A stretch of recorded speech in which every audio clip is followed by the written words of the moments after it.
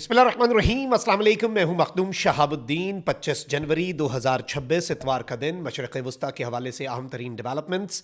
Iran international ने और Israeli media ने यह रिपोर्ट किया है कि इस वक्त ईरान के सुप्रीम लीडर को ज़ेर ज़मीन महफूज बंकर में मुंतकिल कर दिया गया है। इस खबर के हवाले से कुछ चीज़ें जो हैं उन्हें डिस्कस करते हैं। इसके साथ ही साथ अमरीकी बहरी बेड़ा, जिसके हवाले से ये बाज़गश्त हो रही थी कि यही वो बहरी बेड़ा है जो ईरान पर हमले के लिए इस्तेमाल होगा, USS अब्राहम लिंकन। इसके हवाले से भी खबर आ चुकी है कि ये अब ईरान के करीब बल्कि खलीज फारिस पहुंच चुका है। इस खबर को भी एनालाइज करना है, साथ ही साथ लेटेस्ट हैपनिंग्स क्या हैं, अमेरिका ने इस वक्त किस तरह से जो गल्फ के अंदर और जो अरब ममालिक हैं उन्हें कुछ चीज़ें पहले से बता दी हैं और कुछ मज़ीद फ़्लाइट्स जो हैं वो मनसूख क्यों हो रही हैं, और इसराइल का अपना एनालिसिस क्या कहता है कि अमेरिका कब तक हमला कर सकता है। इन तमाम तर चीज़ों को डिस्कस कर लेते हैं जल्दी जल्दी, लेकिन उससे पहले हमारी इस वीडियो को लाइक ज़रूर करें। आपको मालूम है कि हमारे चैनल को भारत, अफगानिस्तान और पाकिस्तान मुखालिफ मुतअद्दिद अकाउंट्स की तरफ से रिपोर्ट किया जा रहा है। इस रिपोर्टिंग का असर ज़ाहिर इस तरह से होगा कि इस वीडियो को लाइक करें, एक के बजाय ज़्यादा से ज़्यादा कॉमेंट्स करें, और अगर हो सके तो इस वीडियो को आपने मुख्तलिफ व्हाट्सएप ग्रुप्स जो हैं उनके अंदर शेयर भी करना है।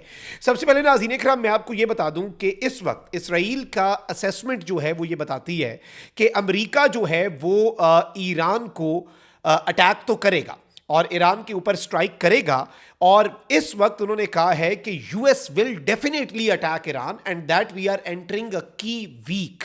यानी इस वक्त हम जिस हफ्ते में दाखिल हो रहे हैं ये सबसे इंपॉर्टेंट और इंस्ट्रूमेंटल वीक होने जा रही है, अकॉर्डिंग टू CH13। ये बेसिकली इसराइल का मीडिया आउटलेट है, और इस सब के अंदर बताया ये गया नाज़रीन इकराम कि सेंटकॉम कमांडर जो हैं, अमेरिका की सेंटकॉम के जो कमांडर हैं ब्रैड कूपर, उनके साथ मुलाकात के अंदर IDF के ऑफिशियल्स ने यह डिमांड किया कि आप जब स्ट्राइक्स करेंगे ना ईरान पर, तो उन स्ट्राइक्स के अंदर आपने ईरान के सरफेस टू सरफेस मिसाइल्स का जो सिस्टम है, सरफेस टू सरफेस मिसाइल क्यों, देखें एक तो ये है कि सरफेस टू एयर मिसाइल होता है ना, वो तो ये होता है कि आपके मुल्क के अंदर किसी मुल्क का फाइटर जेट आ गया, उसमें मिसाइल मार दिया। Surface to surface missile Iran के पास हुए हैं जो ईरान के सरफेस से उड़ते हैं, परवाज करते हैं और जाकर इसराइल में जाकर लगते हैं। तो इसराइल ने सेंटकॉम के कमांडर से ये मुतालबा किया इसराइली मीडिया के मुताबिक कि जी आप जो हैं वो इनके गवर्नमेंट इंस्टीट्यूशंस को स्ट्राइक ज़रूर कीजिएगा और इनके surface to surface missile systems को आपने स्ट्राइक ज़रूर करना है, क्योंकि ऑब्वियसली उसकी आफ्टरमैथ को इसराइल ने फेस करना है। अमेरिका अपने मशरिक़ वस्ता के अंदर बहरी बेड़े के ज़रिए हमला करके अपने जो मशरिक़ वस्ता के मुख्तलिफ इलाकों, मुख्तलिफ ममालिक के अंदर अमेरिका के मिलिट्री बेसिस हैं उन्हें खाली कर लेगा। इसराइल अपने मुल्क को खाली तो नहीं कर सकता, इसीलिए इसराइल जो है वो अपने डिफेंस को लेकर as compared to the United States ज़्यादा इस वक्त परेशान नजर आ रहा है। अच्छा, इसके साथ ही साथ एक और खबर ले लें जी। इटालियन एयरलाइन ITA हैं जी, उसने अपनी नाइट फ्लाइट्स जो हैं, जो रात के वक्त की फ्लाइट्स हैं, वो 27 जनवरी तक इसराइल के अंदर मुख्तलिफ जो उनकी फ्लाइट्स जाती थी इसराइल के शहरों में, उन्हें कैंसिल कर दिया है 27 जनवरी तक। और वजह उन्होंने भी यही बताई है जो बाकी एयरलाइंस ने किया है, और रीजनल टेंशंस। अब तो बहुत सी एयरलाइंस जो है उन्होंने सऊदीया, कतर और UAE तक की फ्लाइट्स को मुअत्तल कर दिया है। ईरान जो है वो वैसे ही आपको पता है कि वेस्ट से तो एयरलाइंस जाती नहीं है, यूनाइटेड अरब एमिरेट से जाती है, टर्किश जाती है, और वो फिर जिसने बाहर से आना होता है वो कनेक्शन लेके आता है। तो वो तो पहले से ही इस वक्त एक कंसर्न सामने आ रहा था। फिर नाज़रीन इकराम, कुछ इसराइली सोर्सेज के मुताबिक इसराइली मीडिया की अपनी रिपोर्ट्स ये हैं कि अमेरिकन जो हैं उन्होंने इराक, जॉर्डन, सऊदी अरेबिया और यूनाइटेड अरब एमिरेट्स जो हैं उन्हें यह बताया है कि they will begin the attack on Iran very soon, कि वो बहुत जल्द ईरान के ऊपर अटैक जो है वो शुरू करने जा रहे हैं। देखें, इससे पहले भी अमेरिका ने इन्फॉर्म किया, उस वक्त इवन कतर ने, सऊदी अरब ने और दीगर अहम तरीन रीजनल ममालिक ने अमेरिका को मना किया कि भाई ये बड़ी लंबी जंग चलेगी, ईरान की तैयारियां भी इस दफ़ा बड़ी ज़्यादा हैं, और पिछली दफ़ा तो सरप्राइज एलिमेंट था, इस दफ़ा there is no surprise element in this. इसके साथ ही साथ सऊदीया ने कहा कि आप हमारी एयर स्पेस नहीं इस्तेमाल कर सकते ईरान पर हमले के लिए। फिर अमेरिका ने अपनी स्ट्रैटेजी बदली। अब ये बताया जा रहा है कि अमेरिका का मच ऑफ द इक्विपमेंट जो अमेरिका को चाहिए इस अटैक के लिए वो मिडिल ईस्ट में आ चुका है। जब रेडार ब्लैकआउट्स होंगे उसके दौरान, और इस सब के अंदर किसी को अब इल्म नहीं होगा कि क्या एक्सटेंट होने जा रहा है इस पूरे अटैक का। और कुछ रेडार ब्लैकआउट्स भी हुए हैं जिनमें देखें कुछ तो हमने ट्रैक किए फ्लाइट डाटा और दीगर चीज़ों से कि ये चीज़ें मिडिल ईस्ट पहुंच रही हैं, कुछ रेडार ब्लैकआउट्स हुए और उस दौरान क्या अमेरिका का इक्विपमेंट आया, नो वन नोज। तो there is a lot of surprise element. अच्छा, अब एक तरफ टाइम्स ऑफ इसराइल ने रिपोर्ट किया तो वहीं दूसरी जानिब ईरान इंटरनेशनल ये रिपोर्ट कर रहा है, और मैं उसे ही कोट करके आपके सामने खबर रख रहा हूं। ये कहते हैं कि जी, Iran supreme leader Ayatollah Khamenei has moved into a special underground shelter in Tehran after senior military and security officials assessed an increased risk of potential US strike. ये कह रहे हैं कि ईरान के सुप्रीम लीडर को उनके civilian और military officers जो हैं उनकी असेसमेंट की रिपोर्ट जो प्रोवाइड की गई उसके बाद जो एक नॉर्मल प्रोसीजर है उसके मुताबिक ईरान के सुप्रीम लीडर को एक जेर ज़मीन बंकर में शिफ्ट किया गया। The facility is described as a fortified site with interconnected tunnels.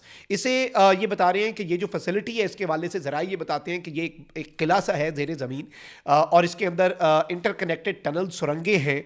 और इस सब के अंदर मैं आपको ये बता दूं कि बहुत सी चीज़ें जो हैं वो इस वक्त चल रही हैं, और इवन जानशीन तक के हवाले से ये अब ईरान इंटरनेशनल ये रिपोर्ट कर रहा है। अच्छा, अब ईरान इंटरनेशनल ये ना समझिएगा कि ये ईरान बेस्ड या ईरान का सरकारी मीडिया, इस चीज़ को भी ज़हन में रखना है, क्योंकि हमने डिस्क्लेमर साथ देना है और हमने असल चीज़ को असेस करना है। इसराइली मीडिया भी इस तरह की रिपोर्ट्स दे रहा है, अलबत्ता ईरान के अंदर मौजूद जो मीडिया है उसकी तरफ से ऐसी कोई रिपोर्ट जो है वो सामने नहीं आई। अच्छा, फिर इसके साथ ही साथ पेंटागन जो है उसने अब यूएसएस अब्राहम लिंकन, जिस पे 70 फाइटर जेट्स जो हैं वो बैक वक्त 20 साल ये बगैर ईंधन के समुंदर में रह सकता है, 2 सेकंड लगने हैं एक फाइटर जेट को उड़ान भरने में, 70 तैयारे हैं। तो आप ये समझ लें कि 1 मिनट में कितने तैयारे उड़ सकते हैं इस एयरक्राफ्ट कैरियर से और क्या क्या कार्रवाइयाँ हो सकती हैं। प्रेसिडेंट ट्रंप ने तो ऑलरेडी कहा है कि he is keeping open the option of strikes on Iran, कि वो ईरान पर स्ट्राइक्स का ऑप्शन जो है उसे ओपन रखे हुए हैं।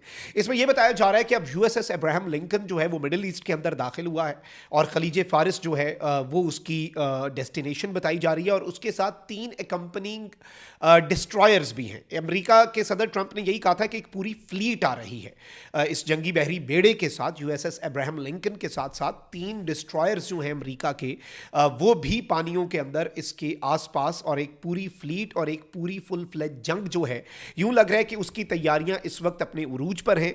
और जिस तरह से इसराइली ऑफिशियल्स ने कहा कि एक इंस्ट्रूमेंटल की वीक जो है वो आने जा रही है, इटली की एयरलाइन ने रात के वक्त की फ्लाइट्स जो हैं वो अभी मुअत्तल की हैं। ऑब्वियसली अगर जंग छिड़ जाती है, और पहल चूंकि ऑब्वियसली अमेरिका की तरफ से और इसराइल की तरफ से नज़र आ रहा है कि वो करेंगे, और उसके बाद ईरान जो है वो इसका जवाब देगा अपने भी जिस भी हिसाब से उसने देना है।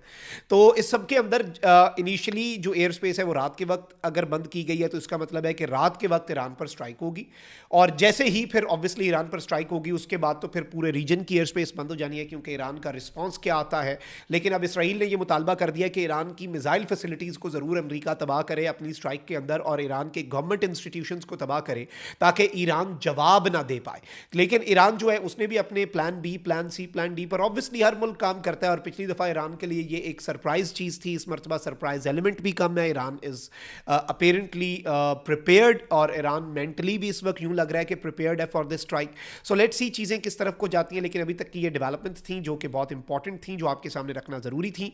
हम लम्हा बलम्हा क्रेडिबल इंफॉर्मेशन, और हमारी कोशिश ये है, हमारे व्यूअर्स जानते हैं जो हमारे रेगुलर व्यूअर्स हैं, कि हम दोनों साइड्स, इवन तीनों साइड्स, बल्कि अरब मीडिया को भी एनालाइज करें, ईरानियन मीडिया को भी एनालाइज करें, इजरायली और वेस्टर्न मीडिया को भी एनालाइज करें, ताकि इस सारी चीज़ों को एनालाइज करके एक क्लियर पिक्चर जो है वो हम अपने व्यूअर्स के सामने रख सकें विदाउट एनी बायस, और किसी पसंद नापसंद को पीछे रख के, ताकि असल खबर जो है वो हम तलाश सकें और असल चीज़ों का एनालिसिस कर सकें कि what is about to happen. अपना बहुत ख्याल रखें। अल्लाह निगहबान, पाकिस्तान जिंदाबाद।